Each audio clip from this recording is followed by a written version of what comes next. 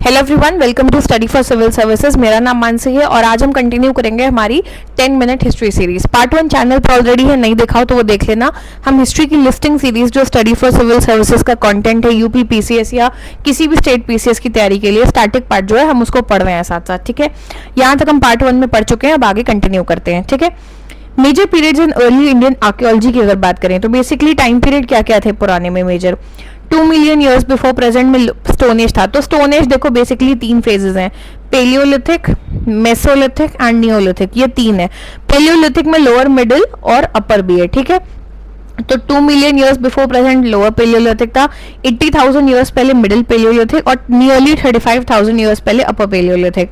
Mesolithic phase की बात करें तो 12,000 टू 8,000 बीसी फेज था इसका।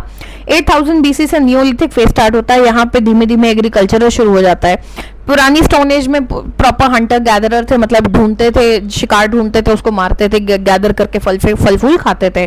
ठीक है, तो पेलियोलिथिक तो कम्प्लीटली वही थी।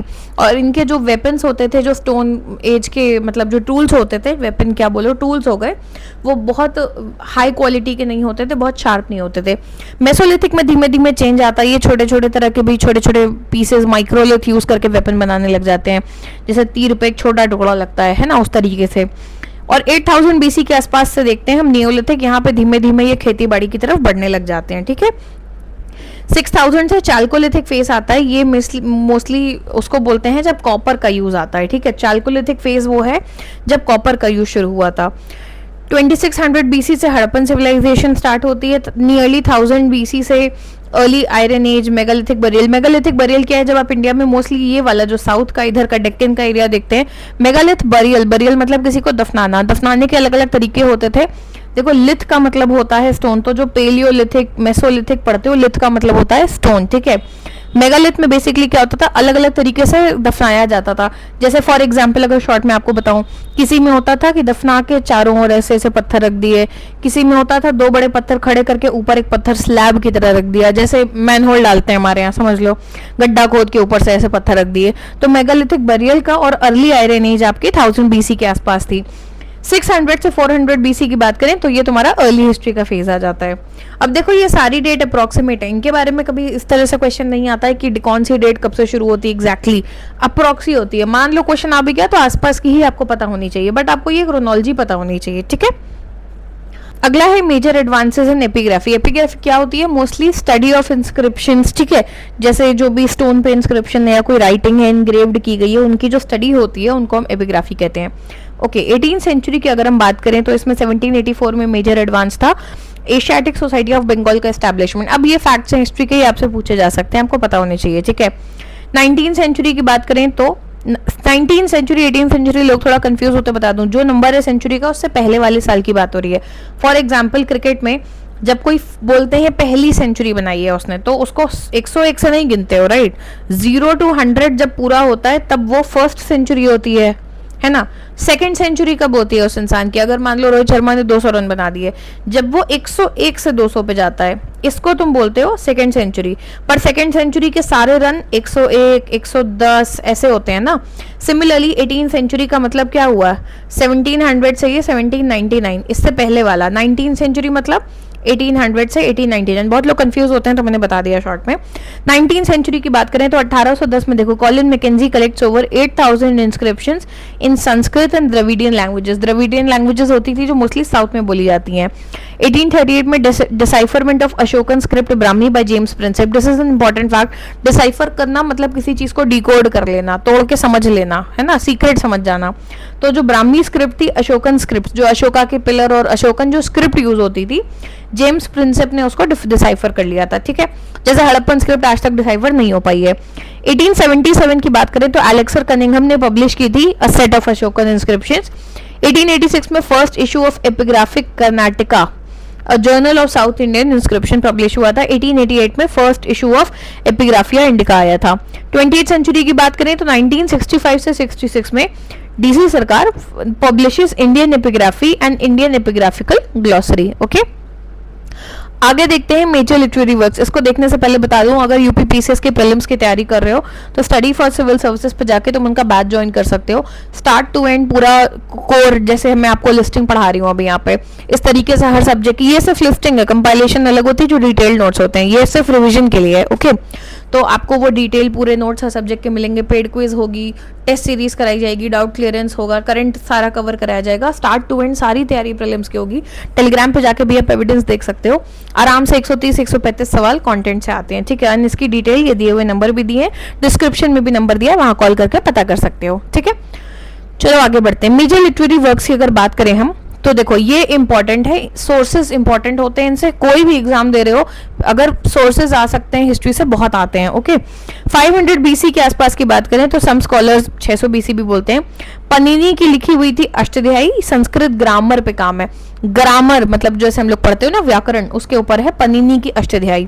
500 से 200 बीसी के बीच में ज्यादातर जो धर्मसूत्र थे संस्कृत में वो लिखे गए। 500 से 100 बीसी में अर्ली बुद्धिस्ट टेक्स्ट, जिसमें त्रिपिटका भी इंक्लूड है, इनके तीन पिताका होते हैं, ठीक है, उन्हें हम त्रिपिटका बोलते हैं, वो पाली में लिखे गए थे, पाली लैंग्वेज में। फिर 500 से 400, 500 बीसी से 400 एडी, ये ध्यान रखना, बीसीई जो पहले बीसी बोलते थे उसे कहते हैं, और सीई होता है जो पहले एडी बोलते थे उसे कहते हैं। तो 500 बीसी से 400 सीई महाभारत एंड रामायण लिखे गए थे संस्कृत में।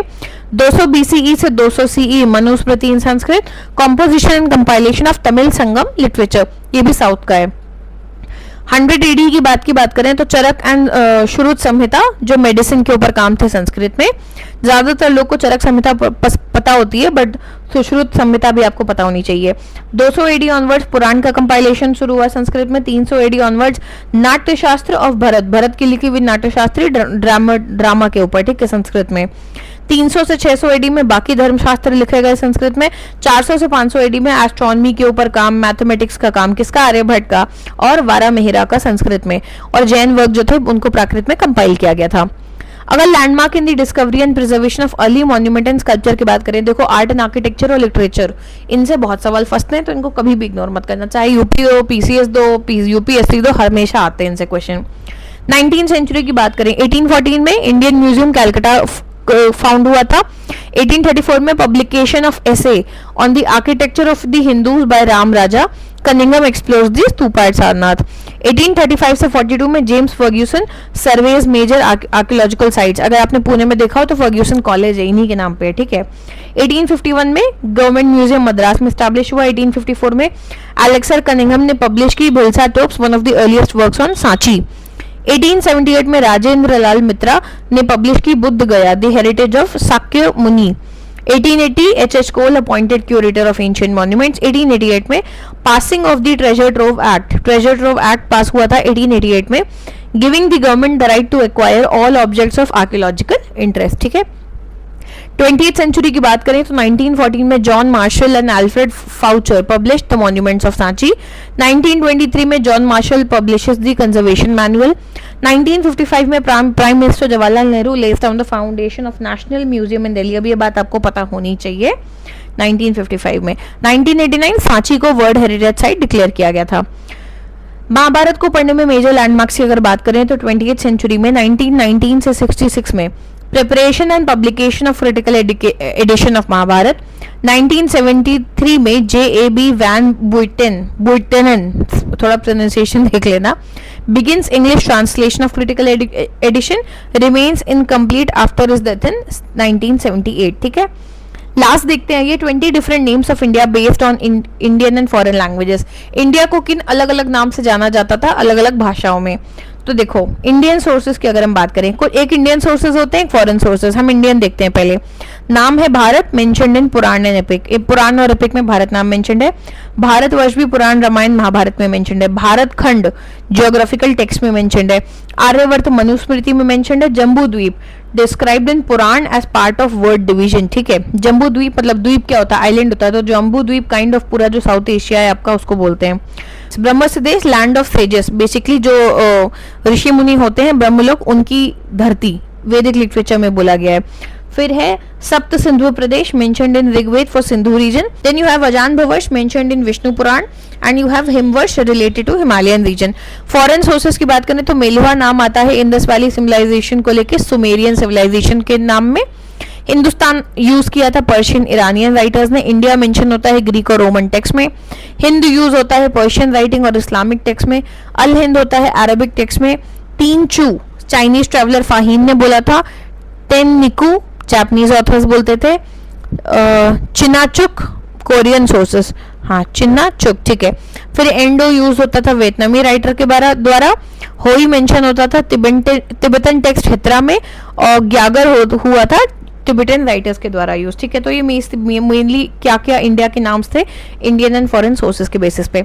इसके आगे हम कल कंटिन्यू करेंगे. This is going to be a running series. हम 10-10 मिनट में पूरी आपको ये जो लिस्टिंग है रिवाइज कराते जाएंगे. अगर आपको इसके डिटेल नोट चाहिए, ये सिर्फ मेन फैक्ट है जो एग्जाम के लिए इंपॉर्टेंट है.